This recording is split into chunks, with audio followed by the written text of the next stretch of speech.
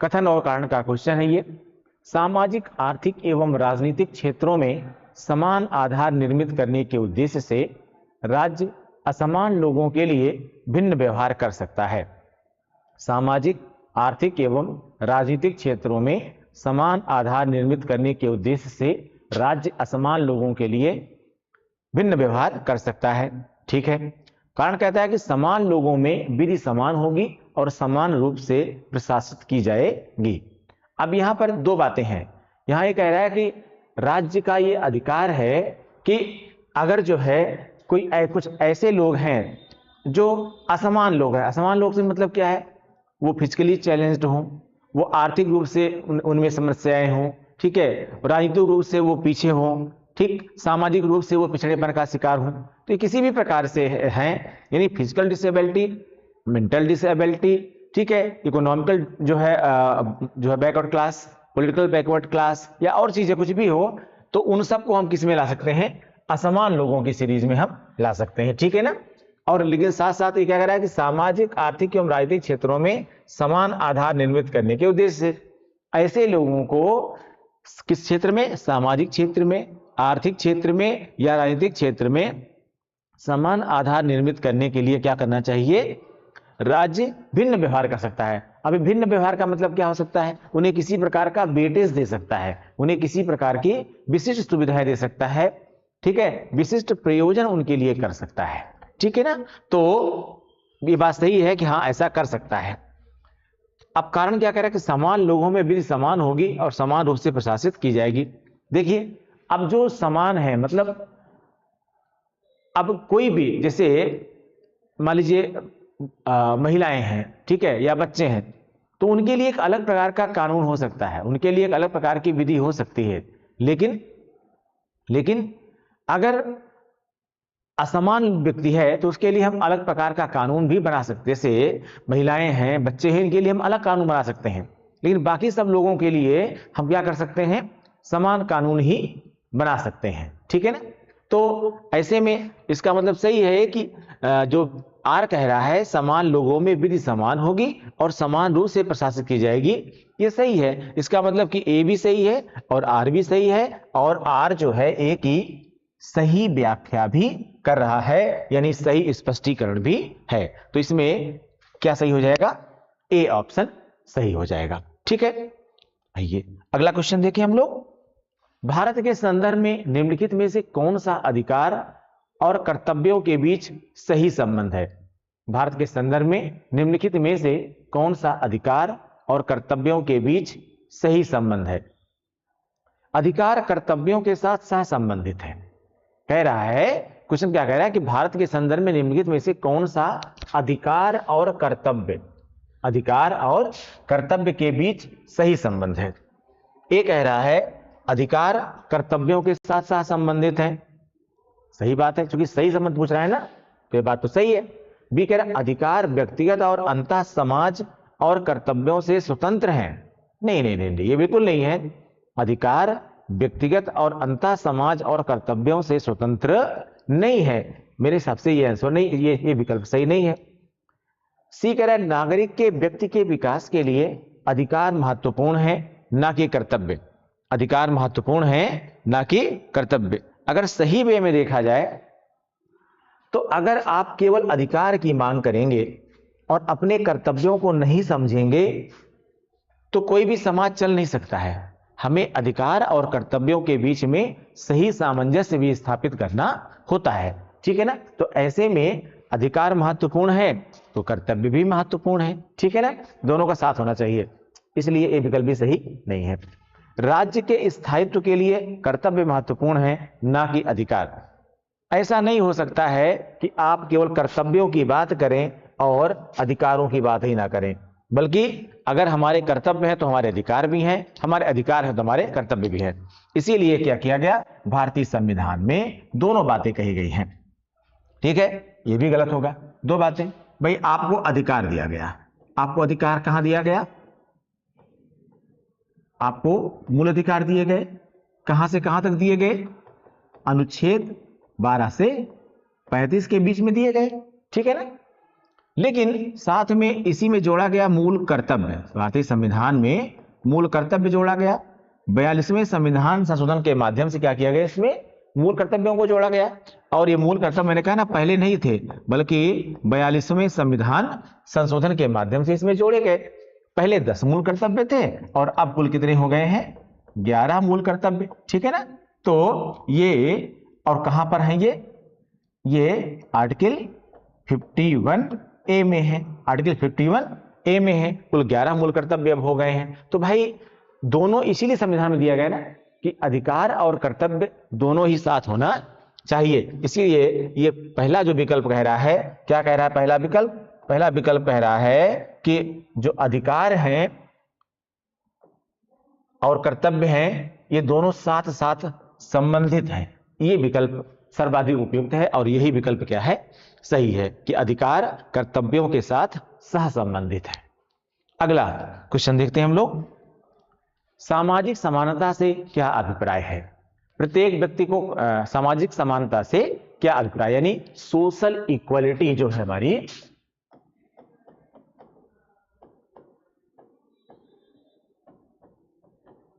सामाजिक समानता से क्या अभिप्राय है, सोशल इक्वलिटी से क्या मतलब है? पहला कह रहा है कि प्रत्येक व्यक्ति को अपनी हैसियत के अनुसार कृत्य करने चाहिए, यानी प्रत्येक व्यक्ति को अपनी जो भी आपका स्तर है, जो भी आपकी क्षमता है, उसके हिसाब से कृत्य मतलब काम यानी वर्क करना चाहिए। बी कह रहा है विद्यमान सामाजिक व्यवस्था में रूपांतरण का कोई प्रयास नहीं किया जाना चाहिए। ठीक है भाई, परिवर्तन तो प्रकृति का नियम है। कह रहा विद्यमान सामाजिक व्यवस्था में रूपांतरण का, यानी रूपांतरण मतलब एक तरह से कह सकते हैं परिवर्तन का कोई प्रयास नहीं किया जाना चाहिए।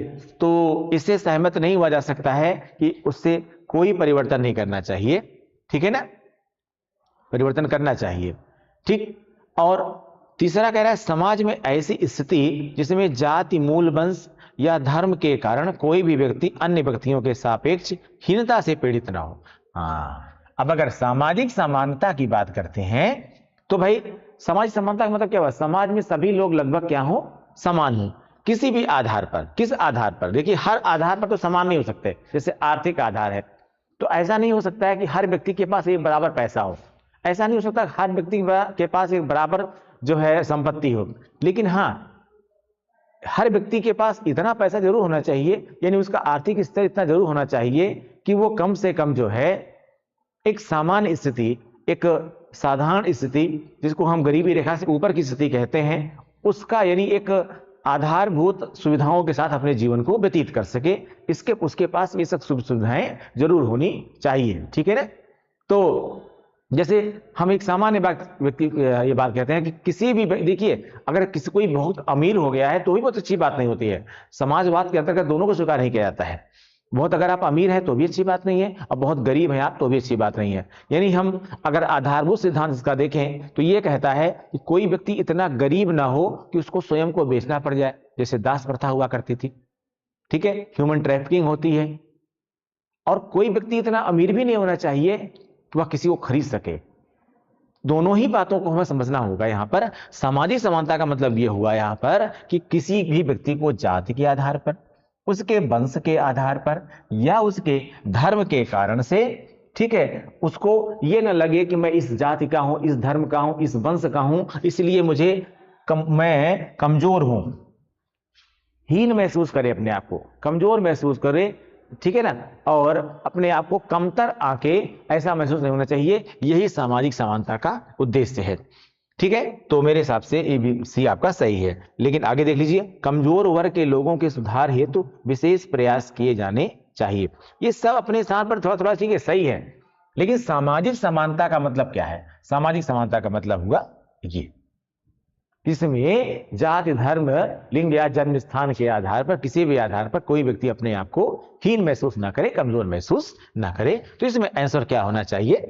C होना चाहिए। अगला क्वेश्चन है, भारतीय संविधान में समानता का अधिकार 5 अनुच्छेदों द्वारा प्रदान किया गया है। कौन कौन से है, कहां कहां से? कह रहा अनुच्छेद 16 से अनुच्छेद 20 बिल्कुल नहीं, अनुच्छेद 15 से अनुच्छेद 19 ये भी नहीं, अनुच्छेद 14 से अनुच्छेद 18, अनुच्छेद 13 से अनुच्छेद 17। ठीक है, हम सभी आप जानते हैं कि जो समानता का अधिकार है, जो ये समानता का अधिकार है, यानी जो राइट टू इक्वालिटी है, ये चूंकि आप जानते हैं जो मूल अधिकार हैं ये कहां से कहां तक है, अनुच्छेद 12 से लेकर के 35 तक है। ठीक है, उनमें जो पहला अधिकार है वो यही है, समानता का अधिकार। ठीक है, और ये कहां से कहां तक है, ये कहां से कहां तक है, अनुच्छेद 14 से लेकर के 18 तक है। ठीक है, अब इसमें 14, 15, 16, 17 और 18 ये सब आपको अलग अलग अधिकार प्रदान करते हैं, और इनमें भी सेक्शन बनाए गए हैं कि इस सेक्शन में ये है, इसमें ये है, इसमें ये है। ठीक है, तो इसमें आंसर क्या हो जाएगा, सी आंसर हो जाएगा। इसके बाद हम लोग अगला क्वेश्चन देखते हैं। अगला क्वेश्चन कह रहा है समाज में समानता के होने का एक निहितार्थ यह है कि, समाज में समानता के होने का एक निहितार्थ यह है कि उसमें विशेषाधिकारों का अभाव है, बी अवरोधों का अभाव है, और सी कह रहा है प्रतिस्पर्धा का अभाव है, और डी कह रहा है विचारधारा का अभाव है। ठीक है, तो समानता का मतलब यह होता है कि भाई विचारधारा का अभाव है, ऐसे तो बातें नहीं होती है, तो कोई मतलब नहीं है। प्रतिस्पर्धा का अभाव है, बिल्कुल नहीं। समानता का मतलब ये नहीं होता कि प्रतिस्पर्धा नहीं होगी। समानता और प्रतिस्पर्धा दोनों में अंतर होता है। समानता विशिष्ट विभिन्न आधारों पर समान व्यवहार, ठीक है, की बात करता है। ठीक है, समान अधिकार की बात करता है, और इक्वल कंपटीशन की बात भी करता है। अब यहाँ कंपटीशन में अगर किसी को वेटेज मिला हुआ है, जैसे आप दो लोग पहलवान हैं और दोनों ही 60 किलोग्राम वर्ग में फाइट करने जा रहे हैं, लेकिन अगर पता चला कि एक 60 किलोग्राम वर्ग में का है और एक 45 किलोग्राम वर्ग का है, दोनों की फाइट करा दीजिए, तो दोनों फाइट कहां से कर पाएंगे। ठीक है भाई, तो जैसे कभी कभी आपको समस्या होती है ना कि आरक्षण दिया गया है, आरक्षण समानता का अधिकार का उल्लंघन है? नहीं, समानता का अधिकार यह कहता है कि समान परिस्थितियों में समान अधिकार और विपरीत परिस्थितियों में विपरीत अधिकार। अब अगर परिस्थितियां समान होगी तभी तो समान अधिकार की बात आप करेंगे। परिस्थितियां समान कैसे होती हैं बताइए। परिस्थितियां समान करने के लिए हमें कुछ उपाय करने पड़ते हैं। परिस्थितियां समान करने के लिए हमें कुछ उपाय करने होते हैं। ठीक है ना। अब जैसे देखिए ये यहां पर इक्वल लेवल पर है नीचे से, लेकिन ऊपर से सब लोग इक्वल लेवल पर नहीं है। इनमें अगर कंपटीशन है, मान लीजिए किसी नौकरी के लिए, किसी जॉब के लिए कंपटीशन है, तो कैसे इक्वलिटी हो पाएगी, कैसे लोग कॉम्पीट कर पाएंगे? क्योंकि समाज में अलग है। मान लीजिए ये एसटी है, ये एससी है, ये ओबीसी है, ये जनरल है, तो कैसे लड़ाई कर पाएंगे आपस में? जाहिर सी बात है इन्हें हमें क्या करना पड़ेगा, कुछ जैक देना पड़ेगा। जैक मतलब इन्हें सपोर्ट देना पड़ेगा। अब देखिए हमने अगर इनको इतना सपोर्ट दे दिया तो इसके बराबर हो गए। अब अगर हमने इनको इतना सपोर्ट दे दिया तो इनके बराबर हो गए। इन्हें हमने इतना सपोर्ट दे दिया तो अब ये बराबर हो गए। अब यहां पर ये जो लेवल जा रहा है ये लगभग इक्वल लेवल जा रहा है ना। अब ये इक्वल लेवल से क्या हो जाएगा, फाइट करने में आसानी हो जाएगी ना, तब ना कंपटीशन हो पाएगा। ठीक है ना। तो इसलिए वास्तव में समानता होने का निहितार्थ यह है कि किसी के पास विशिष्ट अधिकार नहीं है। जैसे क्या है कि आप मानिए 5 दोस्त बैठे हुए हैं और 5 दोस्तों में से 4 दोस्त काम कर रहे हैं। एक कहता नहीं मेरे पास विशेष अधिकार है, मैं राजा का लड़का हूं और मैं काम नहीं करूंगा। आप लोग काम करिए, आप लोग काम करके काम कंप्लीट कर देंगे, वो बैठ के अपना मजा करेगा। तो ऐसे तो नहीं होगा ना, क्योंकि उसके पास विशिष्ट अधिकार हो गया। ये विशिष्ट अधिकार ही क्या कहता है, समानता की बात नहीं करता है। समानता का मतलब किसी के पास कोई विशेष अधिकार नहीं हो, क्योंकि समानता का अधिकार साफ साफ कहता है समान परिस्थितियों में समान अधिकार, विपरीत परिस्थितियों में विपरीत अधिकार। समान परिस्थितियों में समान अधिकार और विपरीत परिस्थितियों में विपरीत अधिकार। तो ऐसे में आपका समानता का अधिकार का मतलब होता है कि विशेषाधिकार का अभाव, यानी किसी के पास जो है वो कोई विशिष्ट अधिकार नहीं होने चाहिए। ठीक है ना। आइए अगला क्वेश्चन देखते हैं हम लोग। विधि का नियम या कानून का अधिराज्य का अर्थ क्या है? विधि का नियम यानी rule of law, rule of law या कानून का अधिराज्य। ठीक है ना।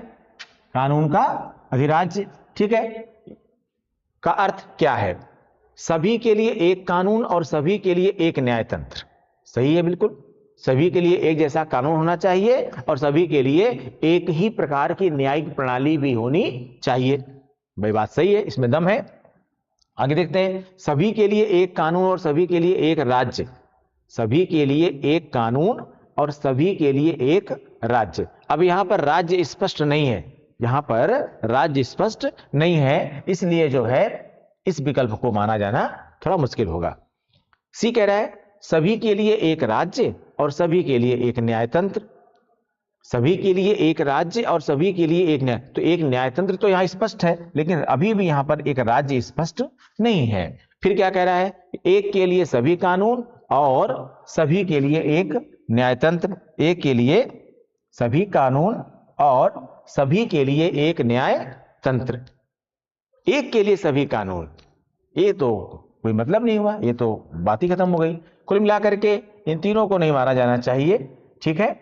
और इसमें आंसर क्या हो जाएगा आपका? यही आंसर हो जाएगा क्या? ए, सभी के लिए एक कानून और सभी के लिए एक न्याय तंत्र, ठीक है। अगला क्वेश्चन देखते हैं। भारत के राज्य क्षेत्र में विधि के समक्ष समता, विधि के समक्ष समता, ठीक है, यानी कानून के समक्ष सभी लोग क्या है? समान है, अथवा विधियों के समान संरक्षण, ठीक है, की गारंटी भारत के संविधान के निम्नलिखित में से किस अनुच्छेद के अंतर्गत दी गई है?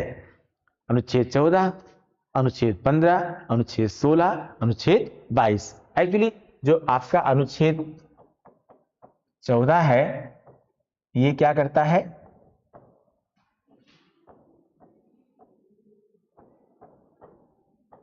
विधि के समक्ष समानता की बात करता है, विधि के समक्ष समानता की बात करता है, यानी ये right to equality of the law, ठीक है। तो विधि के समक्ष समानता की बात करता है। अब विधि के समक्ष समानता का ही मतलब होता है विधियों का समान संरक्षण, ठीक है। विधियों के समान संरक्षण की गारंटी, यानी कानून के लिए सभी व्यक्ति आधारभूत रूप से समान हैं। वो राजा भी हो सकता है, वो रंग के भी हो सकता है। कुछ विशिष्ट पदों के लिए, विशिष्ट परिस्थिति के लिए, केवल परिस्थिति के लिए जो है वो कुछ विशिष्ट छूट दी गई है, लेकिन ये छूट बाद के लिए भी उनके लिए नहीं रहती है और स्वयं उनके लिए भी आंतरिक नियंत्रण की व्यवस्था की गई है। जैसे राष्ट्रपति को कुछ विशिष्ट अधिकार दिए गए हैं, तो बिल्कुल वो अधिकार दिए गए हैं, ठीक है। किसी भी संसद सदस्य को संसद के अंदर जैसे बोलने का अधिकार दिया गया है, तो अधिकार दिया गया है, लेकिन राष्ट्रपति पर भी कार्रवाई हो सकती है उसके कार्यकाल के दौरान। न्यायालय में भले ही उसको उत्तरदायी या न्यायालय में उसको नहीं ले जाया सकता है, लेकिन उनके ऊपर भी महाभियोग की प्रक्रिया है। और अगर संसद के सदस्यों की बात करें, तो संसद के सदस्यों को भी उनके ऊपर भी आंतरिक नियंत्रण की समस्या की है, यानी संसद के सदस्य जो है, जो भी अंदर सदन के अंदर करते हैं, तो सदन के अध्यक्ष को अधिकार होता है कि अगर उन्होंने कुछ गलत टिप्पणी की है या कुछ गलत काम किया हुआ है जो सामान्य तौर पर बाहर करते, तो उसके लिए उनके ऊपर कार्रवाई की जा सकती थी। संसद के अंदर बोले हैं तो कार्रवाई नहीं की जा सकती है। से इसका मतलब यह हुआ कि अगर अध्यक्ष को ऐसा लगता है कुछ आपने गलत किया हुआ है, तो आपके खिलाफ भी वो अनुशासनात्मक कार्रवाई कर सकते हैं, जिसमें आपको सदन की कार्रवाई से पूरे सेशन के लिए वंचित किया जा सकता है, कुछ एक दिनों के लिए वंचित किया जा सकता है, या सदन के अंदर आपको माफी मांगने के लिए भी कहा जा सकता है। जैसे अभी देखा होगा आपने, साउथ इंडिया के एक मेंबर ने पार्लियामेंट में अभी कल कुछ गलत बोल दिया था और अल्टीमेटली उन्होंने अपोलाइज किया है, ठीक है। जैसे उन्होंने कुछ टिप्पणी कर दी थी, बीजेपी जो है गोमूत्र वाले राज्यों में जीती है, ठीक है, गोमूत्र वाले राज्यों में बीजेपी का कब्जा है, या बीजेपी वही जीती है जहां पर गोमूत्र लोग पीते हैं। तो थोड़ा सा क्या है कि अभी एक विशिष्ट क्षेत्र का अपमान हो जाता है ये, तो ऐसे में उन्होंने इसके लिए स्वयं माफी मांगी। अदरवाइज क्या हो सकता था, संसद के सदस्यों के आग्रह पर लोकसभा के अध्यक्ष उनके खिलाफ कार्रवाई कर सकते थे, ठीक है ना। तो कुल मिलाकर कोई भी हो, विधि के समक्ष समानता है। ये अलग है कि अलग अलग प्रकार की विधियां उनके लिए बनाई गई हैं। तो इसमें क्या हो जाएगा आंसर? अनुच्छेद 14 हो जाएगा। ठीक, आइए अगला क्वेश्चन देखते हैं। कानून को लागू करने के मामले में, कानून को लागू करने के मामले में कोई विधान, कानून को लागू करने के मामले में कोई विधान जो किसी कार्यपालक अथवा प्रशासनिक प्राधिकारी को अनिर्देशित एवं अनियंत्रित विवेकाधिकार देता है, भारत के संविधान के निम्नलिखित अनुच्छेदों में से किसका उल्लंघन करता है? कोई नियम जो किसी कार्यपालक अथवा प्रशासनिक अधिकारी को, यानी जो किसी एग्जीक्यूटिव ऑफिसर या एडमिनिस्ट्रेटिव जो है पोस्ट पर बैठे किसी अधिकारी को अनिर्देशित यानी नॉन गाइडेड एवं अनियंत्रित अनकंट्रोल्ड विवेकाधिकार, स्वेच्छाधिकार देता है, भारत के संविधान के निम्नलिखित अनुच्छेदों में से किसका उल्लंघन करता है? तो वास्तव में ये भी क्या है, ये भी अनुच्छेद 14 का ही उल्लंघन माना जाता है। ठीक है, क्योंकि सभी को, किसी को भी अनियंत्रित अधिकार या अनियमित अधिकार नहीं है। ठीक है, तो ये व्यवस्था भी किसी में है, अनुच्छेद 14 के अंदर ही है। आइए अगला क्वेश्चन देखते हैं। भारत में पुरुषों और स्त्रियों में संपूर्ण समता का उल्लंघन निम्नलिखित में से किसमें किया गया है? भारत के संविधान के अनुच्छेद 14 और 15 में, भारत का संविधान की 5वीं अनुसूची में, भारतीय स्वतंत्रता अधिनियम में, भारत के संविधान का अनुच्छेद 20 में।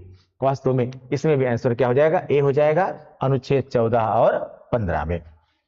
अनुच्छेद 14 कहता है किसी भी आधार पर सभी व्यक्ति विधि के समक्ष क्या है? समान है। विधि के समक्ष समान है मतलब समान परिस्थितियों में समान है, विपरीत परिस्थितियों में विपरीत व्यवहार भी समानता का ही प्रतीक होता है या समानता की ही व्याख्या करता है। अनुच्छेद 15 आप जानते हैं, यह कहता है कि धर्म, जाति, लिंग, जन्म स्थान किसी भी आधार पर किसी से कोई भी भेद नहीं होगा। तो कह रहा है कि यहां पर पुरुषों और स्त्रियों, तो क्या आ गया? लिंग भी आ गया यहां पर ना, यानी जेंडर के आधार पर आप मेल और फीमेल में डिटेक्शन की बात नहीं कर सकते हैं। वास्तव में इसमें भी क्या है? इक्वालिटी है, समता है। तो किस में है? अनुच्छेद 14 और 15 में है। आंसर हो जाएगा इसका ए। अगला क्वेश्चन कह रहा है भारत के संविधान का निम्नलिखित में से कौन सा अनुच्छेद यह निर्धारित करता है कि राज्य कोष से संपोषित कुओं, तालाबों एवं स्नान घाटों का प्रयोग करने से किसी भी नागरिक को वंचित नहीं किया जा सकता है? ठीक है, यानी ये कह रहे हैं कि भारत के संविधान का निम्न में से कौन सा अनुच्छेद यानी आर्टिकल यह निर्धारित करता है कि अगर उन्हें राज्य कोष से, यानी उनको सरकारी पैसे से, सरकारी धन से उनका निर्माण किया गया है, चाहे वो कुएं हों या तालाब हों या स्नान घाट हों, ठीक है, उनका प्रयोग करने से किसी भी नागरिक को वंचित नहीं किया जा सकता है। तो ये कौन कहता है? ये अनुच्छेद 15 कहता है। अनुच्छेद 15 में भी बताया आपको जो है कि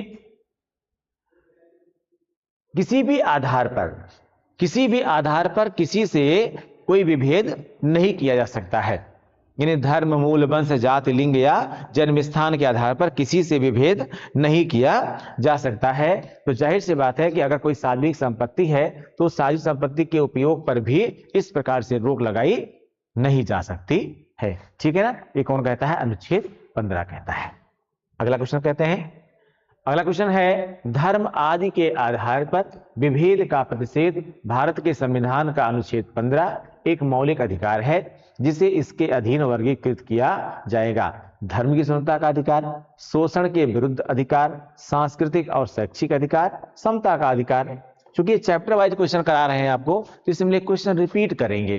ठीक है, जैसे मैंने इससे पहले 2-3 में एक्सप्लेन किया, अनुच्छेद 14, 15 बार बार रिपीट हो रहा है, तो यहां पर भी रिपीट करेगा बिल्कुल, क्योंकि चैप्टर वाइज क्वेश्चंस दे रहे हैं। अभी अलग क्वेश्चन होता तो आपको अलग लगता, अलग क्वेश्चन हम बाद में देंगे।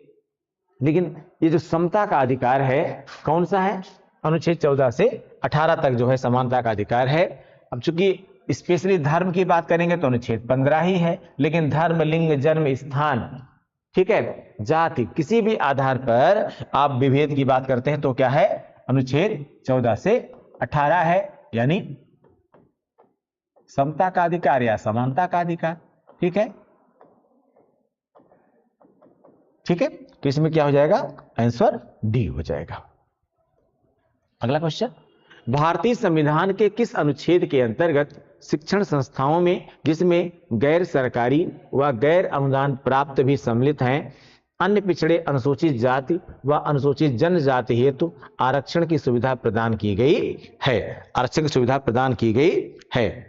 ठीक है, किसमें हो जाएगा? अनुच्छेद 15(4), अनुच्छेद 15(5), अनुच्छेद 16(4), अनुच्छेद 16(5). एक्चुअली जो ये आपका अनुच्छेद 15(5) है, आप इसके बारे में जानते होंगे। अनुच्छेद 15(5) जो आपका है वो ये व्यवस्था करता है, अनुच्छेद 15(5) है वो ये व्यवस्था करता है कि राज्य को अधिकार है कि वह सामाजिक व शैक्षिक रूप से पिछड़े वर्गों के लिए कुछ विशिष्ट कानून बना सकता है। तो अगर सामाजिक और शैक्षिक रूप से पिछड़े व्यक्ति हैं, ठीक है, सामाजिक और शैक्षणिक रूप से पिछड़े व्यक्ति हैं, तो उनमें उनके लिए विशिष्ट कानून बनाने का प्रावधान हो सकता है। ठीक है, ये आपका अनुच्छेद 15(5) कहता है और उसी के तहत ही आप ये क्या किया गया है? पिछड़े वर्गों को, अनुसूचित जातियों को और अनुसूचित जनजातियों को आरक्षण की सुविधा दी गई है। ठीक है, तो आंसर क्या हो जाएगा इसका? 15(5) हो जाएगा। संविधान के किन अनुच्छेदों के अनुसार ओबीसी को आरक्षण के प्रावधान किए गए हैं? संविधान के किन अनुच्छेदों के अनुसार ओबीसी को आरक्षण के प्रावधान किए गए हैं? आप जानते हैं एससी एसटी को आरक्षण अलग प्रावधान के तहत है और ओबीसी को आरक्षण जो है वो अलग प्रावधान के तहत दिया गया है। ठीक है भैया, तो इसमें ध्यान दीजिएगा, अनुच्छेद कह रहा है, जो विकल्प आपके पास है, अनुच्छेद 13(2) था 14, अनुच्छेद 14 था 15, अनुच्छेद 15(4) था 16(4), अनुच्छेद 17 तथा 18। इसमें आंसर होगा अनुच्छेद 15(4) तथा अनुच्छेद 16(4। अनुच्छेद 15(4) और अनुच्छेद 16(4। अब देखिए, अनुच्छेद 15(4) जो आपका है वो ये कहता है कि राज्य इनकी प्रगति व उन्नति के लिए विशेष प्रयास कर सकता है।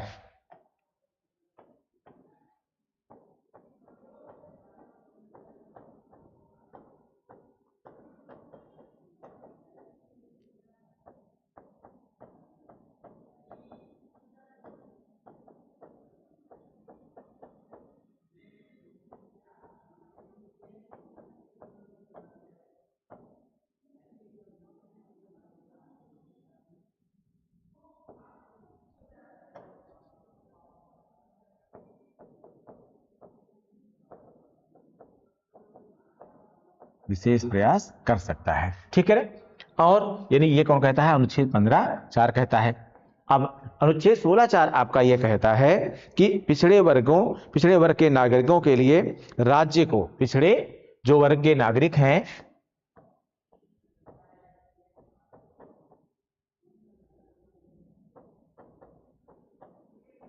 पिछड़े वर्ग के नागरिकों के लिए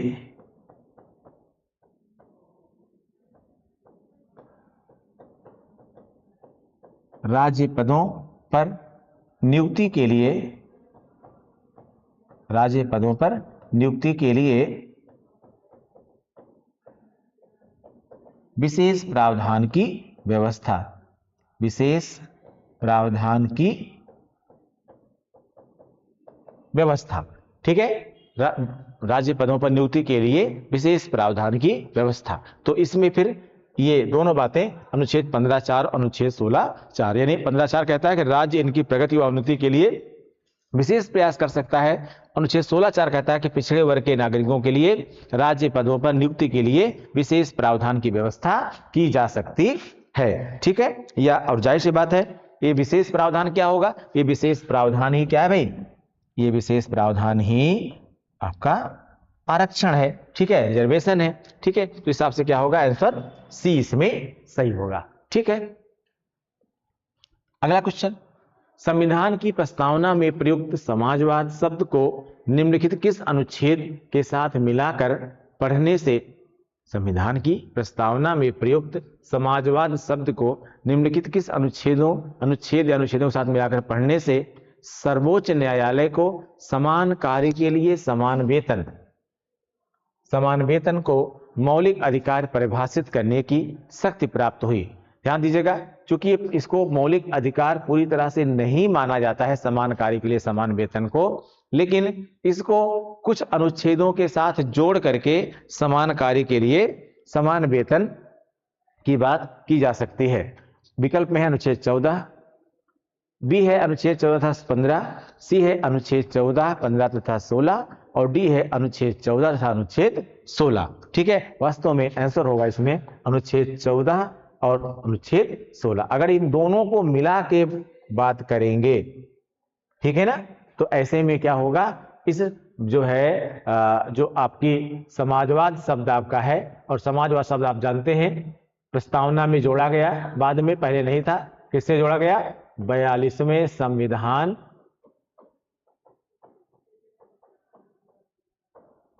संशोधन के द्वारा।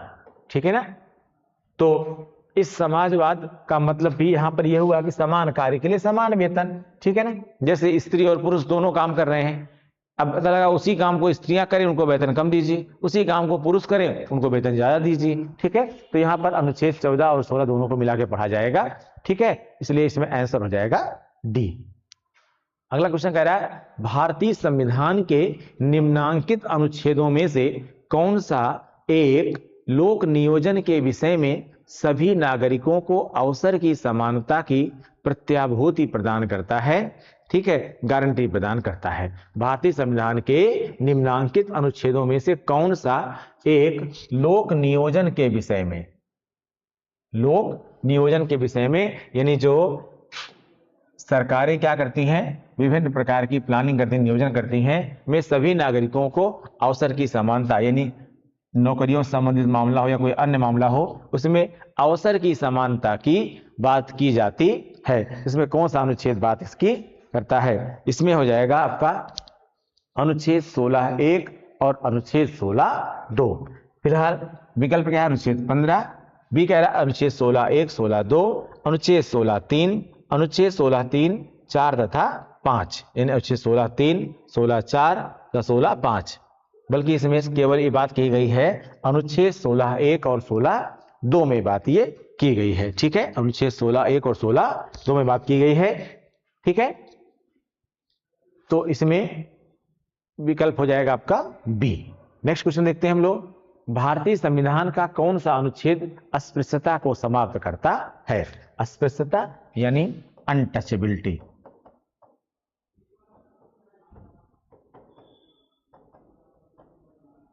को समाप्त करता है। अनुच्छेद 14, अनुच्छेद 15, अनुच्छेद 17, अनुच्छेद 19। अनुच्छेद 17 क्या करता है? अस्पृश्यता को समाप्त करता है, यानी किसी भी आधार पर जो है एंड ऑफ अनटचेबिलिटी, किसी भी आधार पर आप किसी को अस्पृश्य नहीं बना सकते हैं। ठीक है, वो जाति हो सकती है, लिंग हो सकता है, जन्म स्थान हो सकता है, ठीक है, धर्म हो सकता है, मूलवंश हो सकता है, कुछ भी हो सकता है, किसी भी आधार पर किसी व्यक्ति को अस्पृश्य नहीं बना सकते हैं, आप अस्पृश्य घोषित नहीं कर सकते हैं। यानी उसको स्पर्श करने से, उसको इस आधार पर उसका स्पर्श नहीं करेंगे या उसके संपर्क में नहीं रहेंगे कि वो फला फला जाति या धर्म का है, ये इसको खत्म किया गया और इस भारतीय समाज की बहुत बड़ी कुरीतियों में से ये आता था। ये होगा अनुच्छेद 17। ठीक है, नेक्स्ट क्वेश्चन देखते हैं, निम्नलिखित मौलिक अधिकारों के किस संवर्ग में अस्पृश्यता के रूप में किए गए विभेदन के विरुद्ध संरक्षण समाविष्ट है? ये सेम वही क्वेश्चन है। ठीक है, बस केवल ये पूछ लिया गया है कि वहां सीधे अनुच्छेद 17 पूछा गया था पीछे, यहां पर एक अलग प्रकार का पूछा गया है। क्या? शोषण के विरुद्ध अधिकार, स्वतंत्रता का अधिकार, संवैधानिक उपचारों का अधिकार या समता का अधिकार? तो ये किस में आता है? समता का अधिकार। अब समता का अधिकार कहां से कहां तक है? समता का जो अधिकार है वो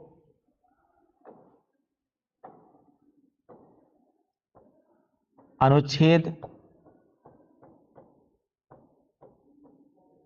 14 से 18 तक है, और इसी 14 से 18 में जो अनुच्छेद 17 है उसी में क्या किया गया है? अभी मैंने आपको ऊपर बताया अगले वाले क्वेश्चन में, एंड ऑफ अनटचेबिलिटी की बात की गई है।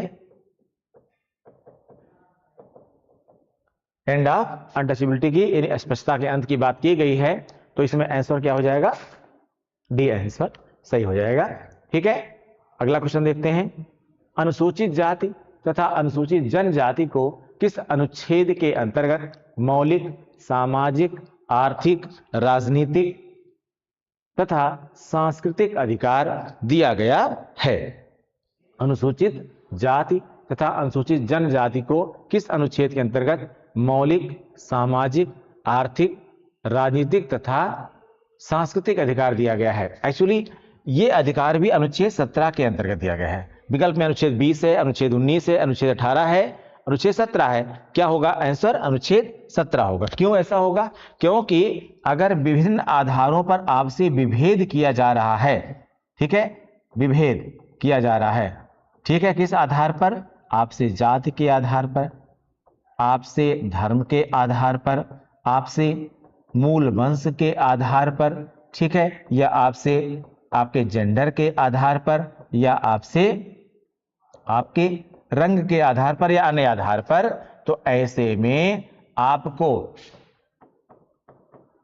सामाजिक आर्थिक और राजनीतिक आधार पर,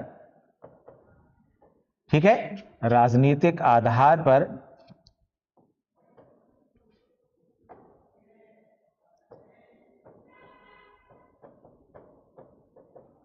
समानता कैसे मिलेगी? राजनीतिक आधारों पर समानता की कैसे मिलेगी? बताइए, नहीं मिलेगी ना।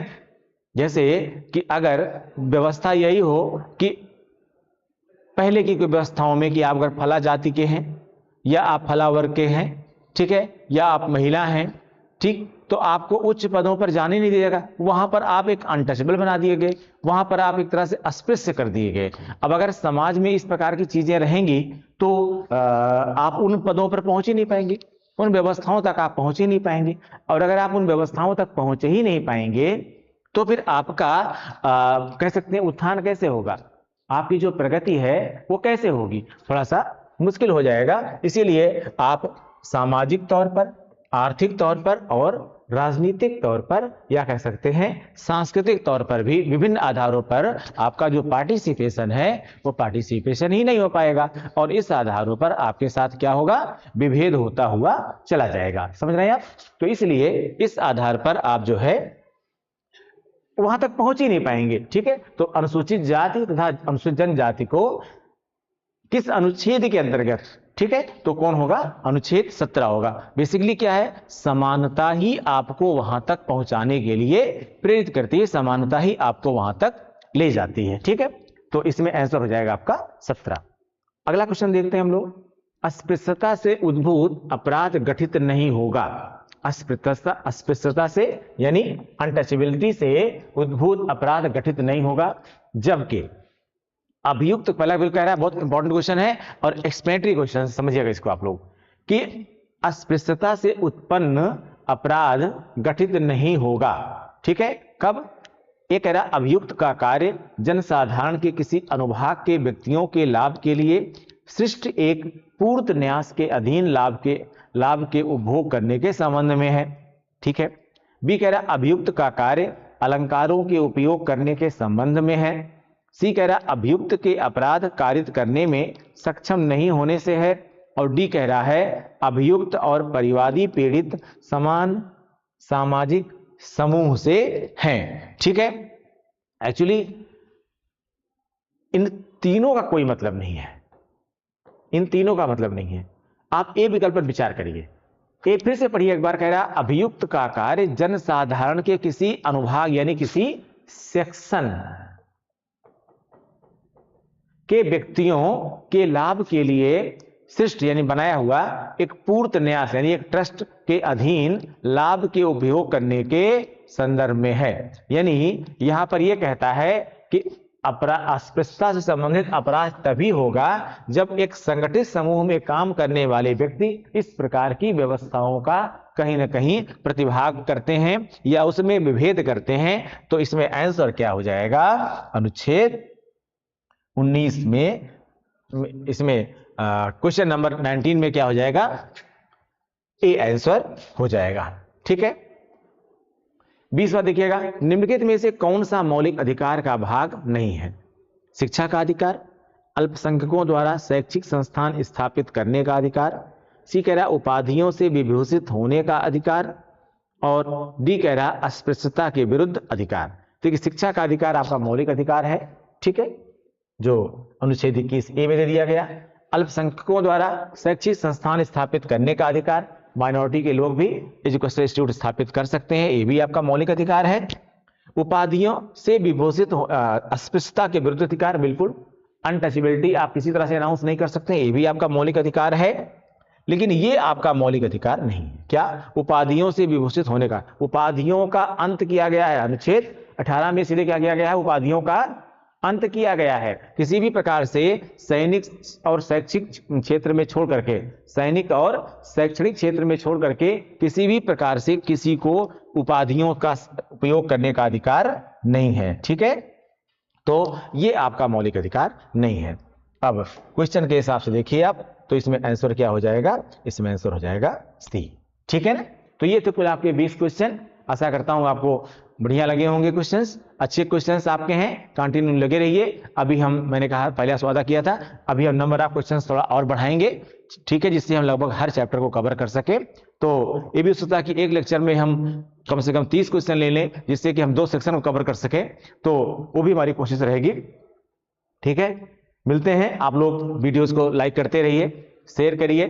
कुछ और चाहते हैं हमसे बेहतर तो आप कमेंट करिए, बताइए हमको, आपकी पूरी सहायता हम करेंगे जो भी हमसे संभव हो सकता है। ठीक है, और अगर आप सब्सक्राइबर नहीं है तो आप चैनल को सब्सक्राइब करते रहिए, ठीक है, जिससे इसकी रीचेस बढ़ें। और हमने आपको इससे पहले के वीडियो में अनाउंस किया था, हम चैनल में जो कम्युनिटी ऑप्शन है, कम्युनिटी ऑप्शंस पे आपको डेली 10 से 15 क्वेश्चन डेली आपको हम दे रहे हैं, अलग अलग सब्जेक्ट के क्वेश्चन दे रहे हैं, उसको रैपिडली आप सॉल्व करते रहिए।